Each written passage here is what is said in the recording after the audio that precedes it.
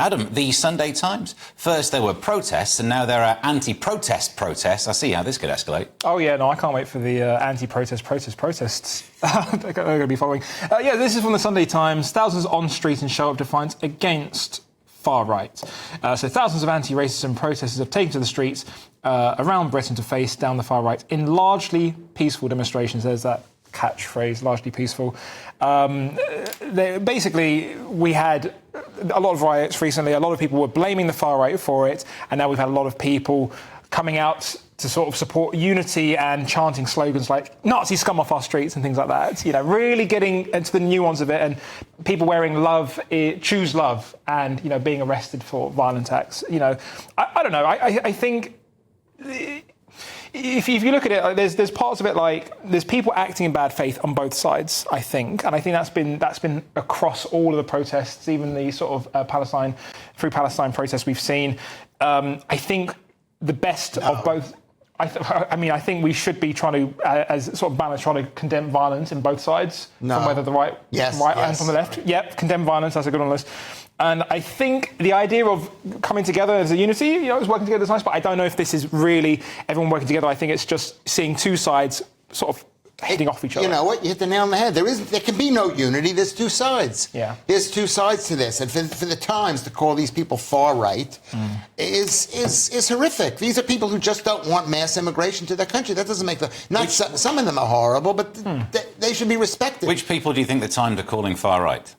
Thousands of defiance against the far right. No, because you said if it's wrong for the Times to call them far right. So which people do you think the Times it should be in quotation marks or whatever you call it. No, but still, the question: which people do you think? Do you think it's the people going on a protest against immigration, against the far right? Do you think it's people setting fire to a mosque? Nice people are out in the street. It's both, I think. Far right, when it should be nice people, possibly nice people, maybe nice people. Exactly. So they shouldn't call people on a protest far right. No. But if that protest also includes they weren't someone calling the people in the protest the far right. They shouldn't. They're saying these people who are anti-racist, which is also an offensive thing. You know, what does that mean, anti-racist? Not racist, I think. You know, I mean, I can say this stuff because I don't care about being arrested. But this country's now flipped over. I know. You know what it is? I think it's dangerous talk when you say that when you're against mass immigration, you're automatically a member of the far right. And do you think that's what the Times done? It's saying yes, it is, because yes, it is. It's saying these people who, yes, it is. Not against people throwing stones.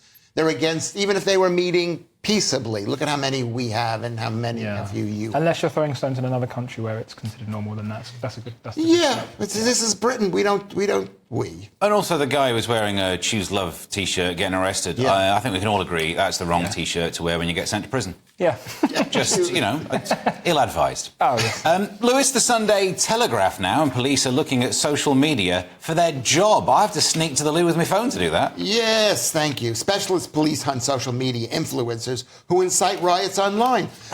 When I read this, I thought to myself, socialist police. And then I said, no, specialist police. I mean, the truth is that this country needs somebody to look after the government. They're going way too far. Is a crime committed? If a crime is committed, because what they want to do is they want to blame some influencer for convincing people they're on the phone, meet me at the corner of Smith and Wesson, and we'll deal with this thing. The truth is that the people of this country are really upset, and they can't talk about it. And they can't talk about it now. They're being quelched.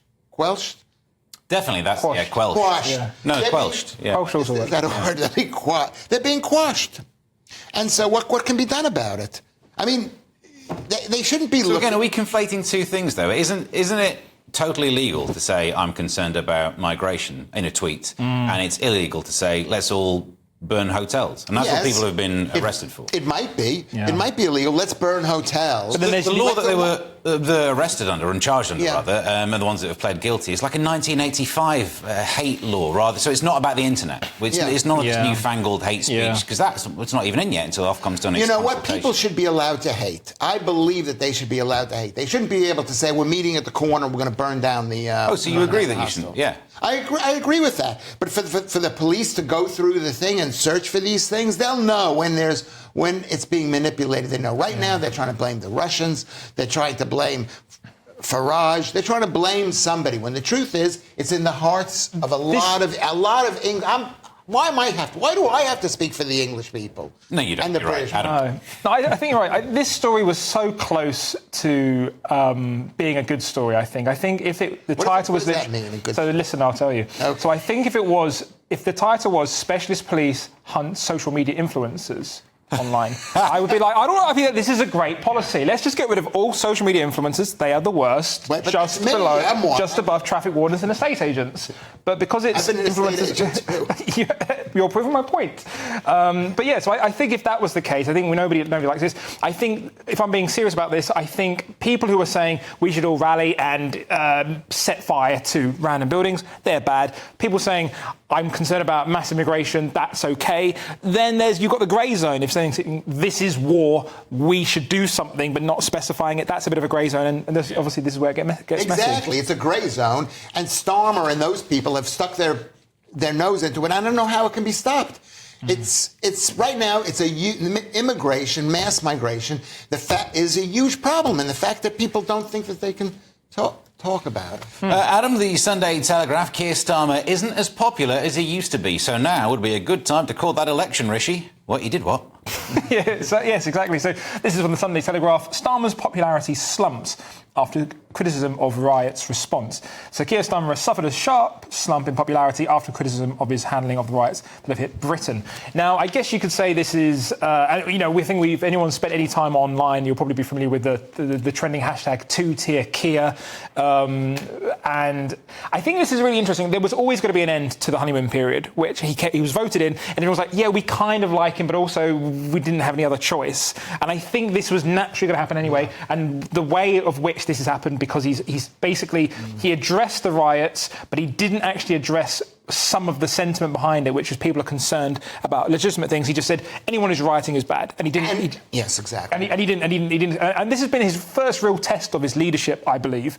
And I think people have basically just seen the scale of the riots across the UK. And I think he's a bit sort of like, people want him to address concerns on the right, but he also needs to be tough on the protesters, which he wasn't, which is why this was allowed to be widespread. He doesn't need to be tough on the protesters. You need to be tough on people who are throwing stones. Yes, and the bad actors within protests. Correct. Yeah. This Keir Starmer he's a bad man. He's a bad man. What he said he basically demonized the people who do not like that they feel their country is being taken over. And you know what? I'm part of that takeover. So I'm not going to say what my side is. So this story is interesting because it's an opinion poll about popularity of politicians. Yeah. And the actual result is he's the most liked politician out of all of the ones surveyed. But obviously the Telegraph didn't go with that as the headline. No. Because he had a popularity rating. Best of a bad bunch. Though. Yeah, but his popularity rating went up and has gone back down to where it was before. Yeah. And that is still higher than everyone else. He's got a +5, whereas you got like a -30 for Rishi, -19 or something for Nigel Farage. That is completely pointless statistic that you have. Well, then why did you talk about this story up until the bit where I brought that in? I don't know. What was the question you asked? I wasn't listening. No, the point is that everybody is hated. Meanwhile, some groups are going up, and the conservatives are going down, and the rest are going down. So